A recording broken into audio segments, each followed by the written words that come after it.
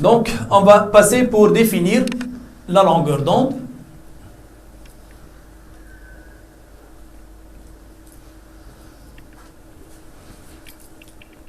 Donc, définition de la longueur d'onde. On va essayer de voir que la longueur d'onde, c'est la distance parcourue par l'onde pendant une période temporelle. Donc, on va essayer de mettre en évidence cette définition.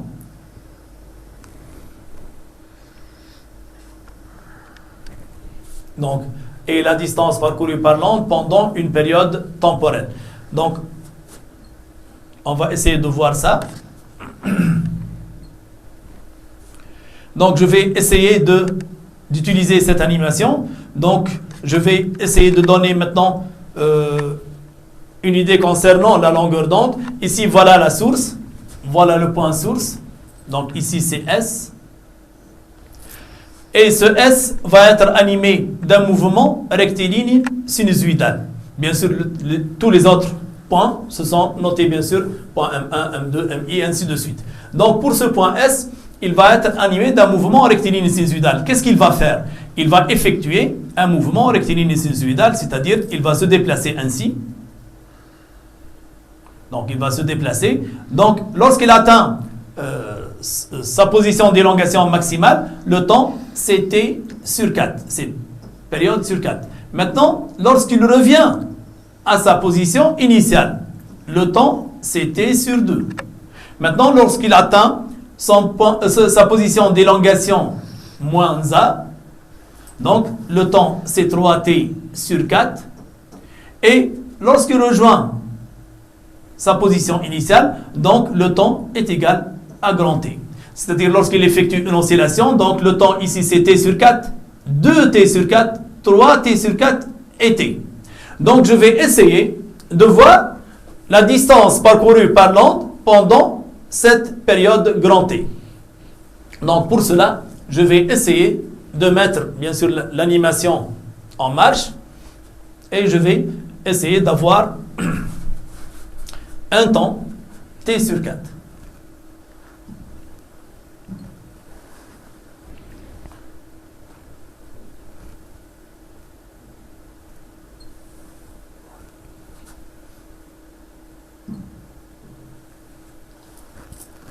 Je vais répéter donc.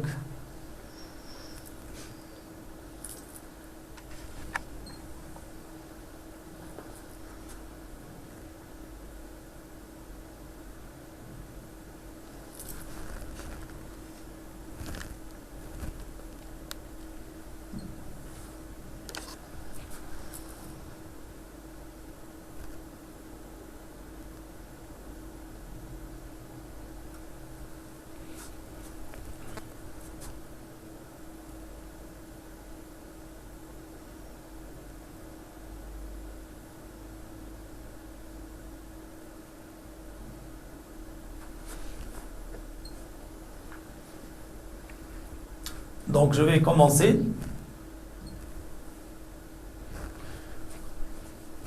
Voilà donc. Maintenant, le temps, c'est T sur 4. Regardez la forme de la corde. Maintenant, je vais essayer d'avoir T sur 2. Voilà. Donc, le temps, c'est T sur 2. Essayez de voir la forme de la corde. Maintenant, je vais essayer d'avoir l'instant 3T sur 4. Regardez la forme de la corde. Et maintenant, je vais essayer d'avoir l'instant T est égal à grand T. Voilà. Donc, le temps T est égal à grand T, c'est à peu près ici. On remarque la distance parcourue par l'onde. Cette distance est égale à lambda. Cette distance est égale à lambda.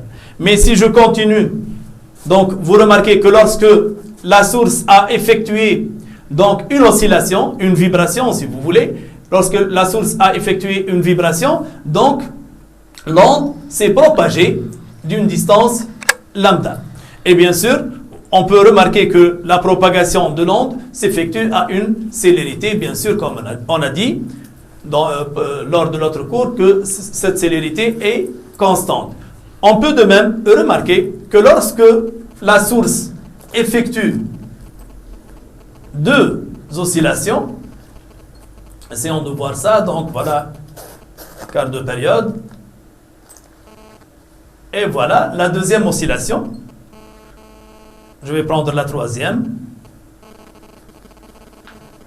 Voilà, la troisième oscillation, qu'est-ce que je trouve? Je trouve donc lambda, 2 lambda, 3 lambda.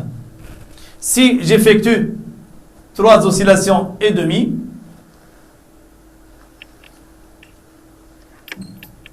voilà, 3 oscillations et demie, donc lambda, 2 lambda, 3 lambda, 3 lambda et demi. Et ainsi de suite, donc le nombre de lambda, c'est le nombre de périodes. Voilà donc, on a dit que la distance parcourue par l'onde pendant une période temporelle s'appelle longueur d'onde. Cette longueur d'onde, donc sa formule est très simple, c'est le TV, donc c'est Telfs.